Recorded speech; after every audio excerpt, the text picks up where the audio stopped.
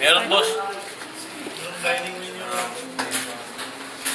Yung lulutuin ko ngayon ay room service carbonara spaghetti.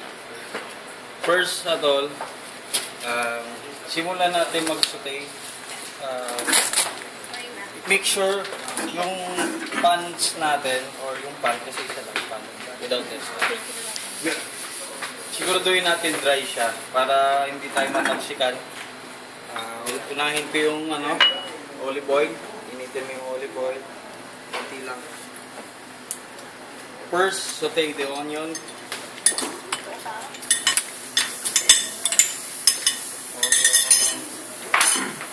Wait until the onion is clearly.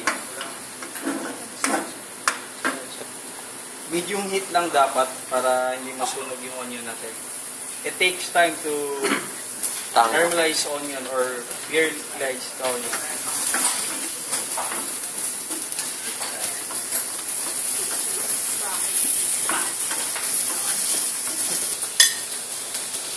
Kapag nagluto tayo ng carbonara, hindi natin nilalagyan ng chicken stock or any broth.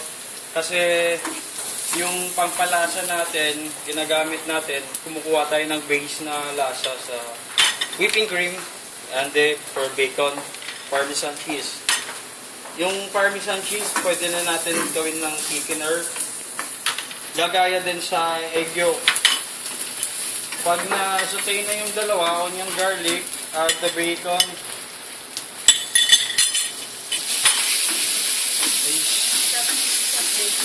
Kaya chop bacon or any diced bacon. Siguraduhin natin hindi hilaw yung bacon natin. Kasi pag hilaw, go sa salmonella, magsusuka yung mga tao. So, food poisoning din yun. Siguraduhin natin naka-chiller yung bacon. Pero pag naluto na yung bacon, simmer lang talaga. Add the mushroom. Sliced mushroom. Cotton mushroom. Pag yung tendency niya, pag malakas yung sunog talaga. Sayang ang bacon. Sayang.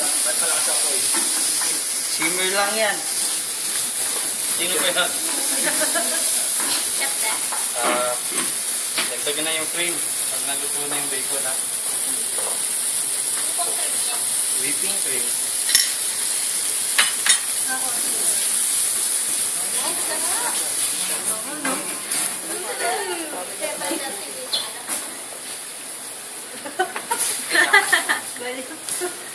Bakit? Yan, labog pa yung pasta na. Hindi ka natin context. Yun. Ay, ako sa'yo. Basta lagi natin tandaan na mag-season tayo ng pasta. Yung mga herbs or any spices ilalagay nyo, nasa huli. Kasi pag nasa may tendency kasi pag yung basil, nilagay natin kagad, nag-evaporate yung lasa niya or yung aroma. So yung kailangan natin pag nagbibigay tayo ng pasta sa guest natin, ma-smell nila yung yung herbs para wow effect, yung wow factor nandun.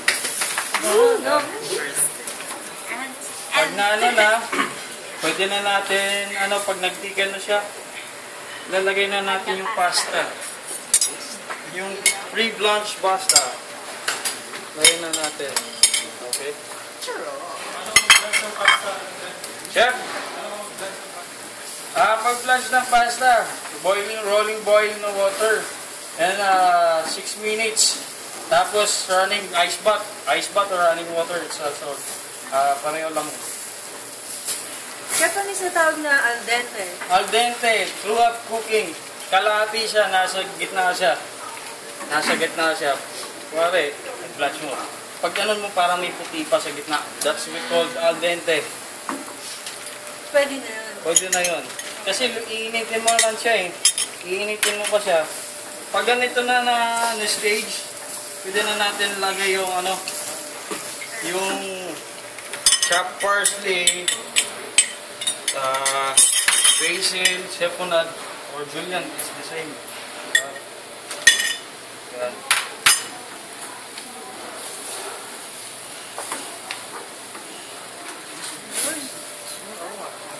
Tapos, pag ano, yung ano, lagyan na natin kasi medyo mabasa-basa pa yung pasta natin. Lagyan natin ng grated Parmesan cheese, Parmesan Reggiano. Okay. Thickener. Then, mix. Add the yolk of it. Add the yolk for the color. Pero hindi, wala. Hindi po ba yung unang salmonella ba yun? Ha? Hindi kasi boiling siya eh. So, Niluluto yan half-cooked siya dyan. Maluluto din siya. Okay. Bunara. Pag-plated. Yung use this plate for room service. Okay.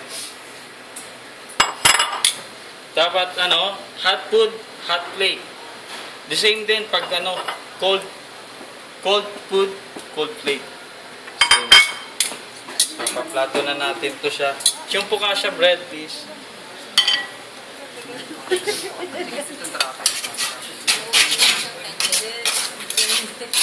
Madami order. Yung technique na ano, may technique kasi paglapag ng ano pasta. Hindi mo siya pipilitin pag ano paglagay. Hayaan mo lang siya ganon, yung tong. Ganyan lang oh. Lapag mo lang siya ganon. May ano siya eh. Hindi yung kailangan mo siyang ikot-ikutin. So, hot pan. Garnish mo siya ng Julian basil. Tapos parmesan, yung natira kalate. Tapos yung ano, focaccia bread nasa oven ko. Mainit na ba? Kinainit ko. 5 minutes na ata, okay na ata. Andun sa loob.